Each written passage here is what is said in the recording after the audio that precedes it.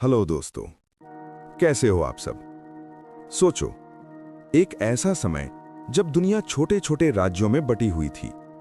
हर जगह अलग राजा, अलग भाषा, अलग कानून। और फिर अचानक एक ऐसा एम्पायर उभर कर आता है जो इतना बड़ा होता है कि जब उसके पूरब में सूरज उगता था तब तक उसके पश्चिम में रात होती थी।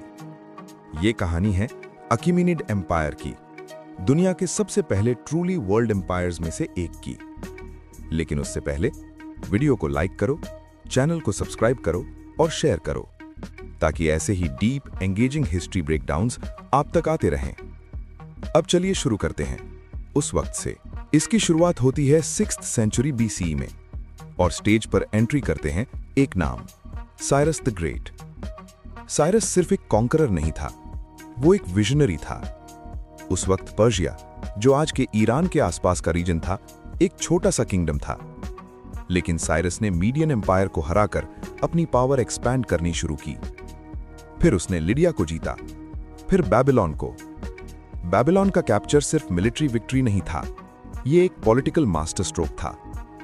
साइरस ने लोगों को दबाया नहीं, उन्हें रिस्पेक्ट दिया, उनके लोकल कस्टम्स को कंटिन्यू करने दिया, उनके रिलीजियस प्रैक्टिसेस को प्रोटेक्ट किया। ये उस जमाने के लिए अनयूजुअल था। जब कई रूलर्स जीतकर लोगों को एनस्लेव करते थे, साइरस ने एक अलग रास्ता चुना, टॉलरेंस का। इसी वजह से उसे साइरस द ग्रेट कहा गया। कहते हैं उसने डिस्प्लेस्ड कम्युनिटीज को उनके घर लौटने दिया, including Jews who were exiled in Babylon. ये सिर्फ एम्पायर बिल्डिंग नहीं था, ये ट्रस्ट बिल्डिंग था। और धीरे धीरे अकीमेनिड एम्पायर एक मैसिव टेरिटरी में स्प्रेड होने लगा, एनाटोलिया से लेकर इजिप्ट तक और ईस्ट में इंडस रिवर के पास तक। एक ऐसा एम्पायर जो 3 कॉन्टिनेंट्स को टच करता था, एशिया, अफ्रीका और यूरोप। लेकिन इतना बड़ा एम्पायर चलाना इजी नहीं था। यहां एंट्री होती है एक और पावरफुल रूलर की, डैरियस I।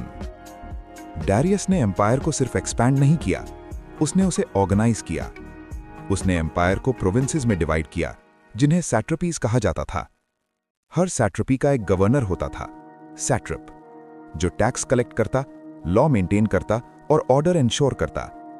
लेकिन एक इंपॉर्टेंट बात, डैरियस ने सेंट्रल अथॉरिटी स्ट्रांग रखी, मतलब लोकल फ्रीडम थी लेकिन फाइनल पावर किंग के पास। यह बैलेंस ही एम्पायर को स्टेबल बनाता था। डैरियस ने इंफ्रास्ट्रक्चर पर भी फोकस किया। रॉयल रोड बनाई गई, एक मैसिव रोड नेटवर्क जो डिफरेंट पार्ट्स ऑफ एम्पायर को कनेक्ट करता था। इस रोड से मैसेजेस, गुड्स और आर्मीज क्विकली मूव कर सकते थे। सोचिए, उस जमाने में जब ट्रैवल स्लो था, अकीमेनिड एम्पायर के पास कम्युनिकेशन का एडवांस सिस्टम था। एक तरह से यह अपने टाइम का इंटरनेट था। ट्रेड फ्लरिश करने लगा, डिफरेंट कल्चर्स इंटरैक्ट करने लगे, आइडियाज एक्सचेंज होने लगे। यह एम्पायर सिर्फ टेरिटरी का कलेक्शन नहीं था, यह कल्चर्स का मेल्टिंग पॉट था। अकीमेनिड रूलर्स ने अपने आप को डिवाइन अथॉरिटी से कनेक्ट किया, लेकिन उन्होंने हर कॉन्कर्ड रीजन के गॉड्स को भी रिस्पेक्ट किया। इस अप्रोच ने रिबेलियन को कम किया। डैरियस ने कॉइन्स इंट्रोड्यूस किए, इकोनॉमिक सिस्टम को स्टेबल बनाने के लिए। स्टैंडर्डाइज्ड टैक्सेशन सिस्टम बनाया, एडमिनिस्ट्रेशन को स्ट्रीमलाइन किया। एक और रिमार्केबल चीज थी मॉन्यूमेंटल आर्किटेक्चर। पर्सिपोलिस, एम्पायर का ceremonial capital, huge columns, grand staircases, reliefs जिसमें डिफरेंट नेशंस के लोग गिफ्ट्स लेकर आ रहे हैं। यह सिर्फ आर्ट नहीं था, यह मैसेज था कि हम पावरफुल हैं लेकिन हम डाइवर्स भी हैं। लेकिन हर एम्पायर की तरह अकीमेनिड एम्पायर भी चैलेंजेस से गुजरा। वेस्ट में ग्रीक सिटी स्टेट्स के साथ कॉन्फ्लिक्ट्स हुए, पर्टिकुलरली एथेंस और स्पार्टा जैसे स्टेट्स। पर्शियन वॉर्स हुई, कभी पर्शिया ने अपर हैंड लिया, कभी ग्रीक्स ने रेजिस्टेंस दिखाया। यह क्लैश सिर्फ टेरिटरी का नहीं था, ये 2 डिफरेंट पॉलिटिकल सिस्टम्स का था। एक तरफ सेंट्रलाइज्ड मोनार्की, दूसरी तरफ सिटी स्टेट डेमोक्रेसी। टाइम के साथ इंटरनल प्रॉब्लम्स भी बढ़ने लगे। इतना बड़ा एम्पायर कंट्रोल करना मुश्किल होता है। सक्सेशन स्ट्रगल्स हुए, रिबेलियंस हुए और फिर हिस्ट्री का एक और ड्रामेटिक कैरेक्टर एंटर करता है, Alexander the Great. 4th century BCE में अलेक्जेंडर ने पर्शियन एम्पायर पर कैंपेन शुरू किया। बैटल आफ्टर बैटल उसने पर्शियन फोर्सेस को डिफीट किया और 330 BCE के आसपास अकीमेनिड एम्पायर इफेक्टिवली कोलैप्स हो गया। पर्सिपोलिस को भी डिस्ट्रॉय कर दिया गया। एक एम्पायर जो 200 साल से चला गिर गया। लेकिन कहानी यहीं खत्म नहीं होती, क्योंकि अकीमेनिड एम्पायर ने दुनिया को क्या दिया। सबसे पहले मॉडल ऑफ गवर्नेंस, एक लार्ज मल्टीकल्चरल एम्पायर का सक्सेसफुल मैनेजमेंट, रिलीजियस टॉलरेंस का एग्जाम्पल, एडमिनिस्ट्रेटिव डिविजन्स का स्ट्रक्चर्ड सिस्टम। ये आइडियाज लेटर एम्पायर्स ने अडॉप्ट किए। Infrastructure development, road systems, standardised administration, ये सब बाद के रूलर्स के लिए टेम्पलेट बन गया। अकीमेनिड एम्पायर ने यह प्रूव किया कि पावर सिर्फ फियर से नहीं चलती, पावर रिस्पेक्ट और ऑर्गेनाइजेशन से भी चलती है। साइरस का टॉलरेंट रूल, डारियस का एडमिनिस्ट्रेटिव जीनियस और एम्पायर का मल्टीकल्चरल कैरेक्टर, ये सब हिस्ट्री में यूनिक है।